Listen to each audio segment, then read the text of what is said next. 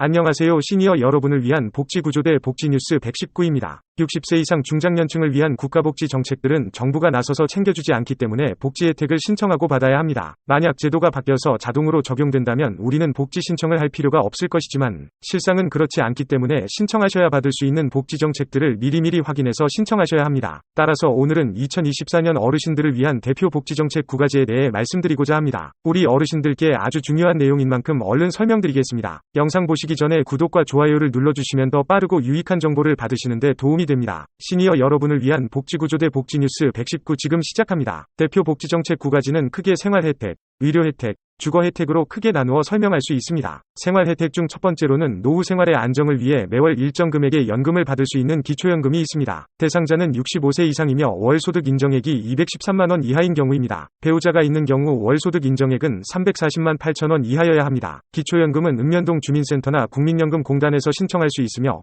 온라인 신청도 가능합니다. 두 번째로는 통신비 할인 혜택이 있습니다. 65세 이상의 어르신들은 통신요금에서 50% 최대 12,100원 할인을 받을 수 있습니다. 만약 기초연금을 받는데 통신비 할인을 받지 않고 있으신 어르신들이라면 한번 확인해보는 것이 좋습니다. 세 번째로는 교통비 할인이 있습니다. 지하철은 수도권 및 부산, 대구, 대전, 광주 등에서 만 65세 이상의 어르신은 지하철을 무료로 이용할 수 있습니다. 다만 지역마다 차이가 있으므로 참고하시면 좋겠습니다. 또한 시니어 패스나 체크카드를 발급받거나 주민센터에서 받아서 사용할 수 있으며 KTX와 일반 기차도 할인 혜택이 적용됩니다. 의료 혜택 중 첫 번째는 안검진과 개안수술 지원입니다. 안검진은 저소득층을 우선 지원하며 안과 전문의가 없는 읍면동 지역의 만 60세 이상의 기초생활수급자 등이 대상입니다. 또한 개안수술은 백내장, 녹내장 등의 안질환을 가진 환자를 지원합니다. 기준 중위소득 60% 이하인 경우 신청할 수 있으며 보건소에서 연중 수시로 접수합니다. 두 번째는 무릎 인공관절 수술 지원입니다. 무릎 인공관절이 필요한 만 60세 이상 저소득층을 대상으로 지원하며 기초생활수급자, 차상위 계층,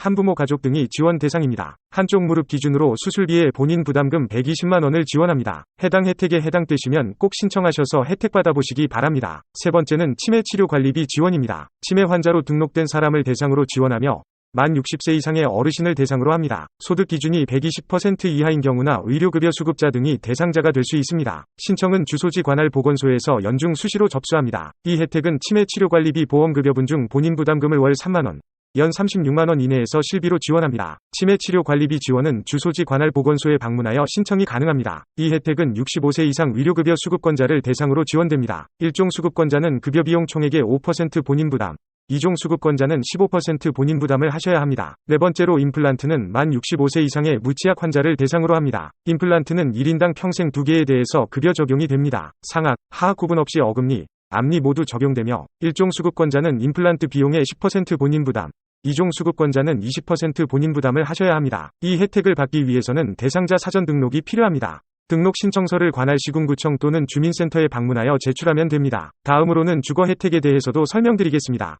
첫 번째는 고령자 전세임대입니다. 65세 이상인 기초생활수급자와 차상계층을 대상으로 하는 제도로 전세 임대주택 입주 대상자로 선정되신 분들이 지원 한도 내에서 입주를 원하는 주택을 선택하면 한국토지주택공사가 집주인과 계약을 맺고 다시 입주 대상자에게 재임대하는 주택입니다. 지원 한도액은 수도권이 1억 2천만원, 광역시가 8천만원, 기타 지역은 6천만원입니다. 입주자는 전세보증금액의 2% 또는 5%를 부담하시면 되며 월 임대료는 전세금에서 임대보증금을 뺀 나머지 금액에 대해 연 1%, 2% 적용됩니다. 입주 신청은 거주하시는 근처 행정복지센터에서 신청하시면 됩니다. 두 번째 주거 혜택은 고령자 복지주택입니다. 장년층이 독립적으로 생활할 수 있도록 건강의료, 생활보조, 여가 서비스 등을 제공하기 위한 시설이 설치된 복합주거단지입니다. 공공형과 민간형 복지주택으로 나누어지고 입주비의 차이가 있습니다. 고령화 복지주택은 영구 임대주택으로 보증금이 300만원 이하이며 월 임대료는 10만원 이하 수준입니다. 최장 50년까지 장기거주가 가능하며 대상자는 65세 이상의 무주택자이며 전년도 월 평균 소득이 50% 70% 이하이거나 국가유공자 생계급여,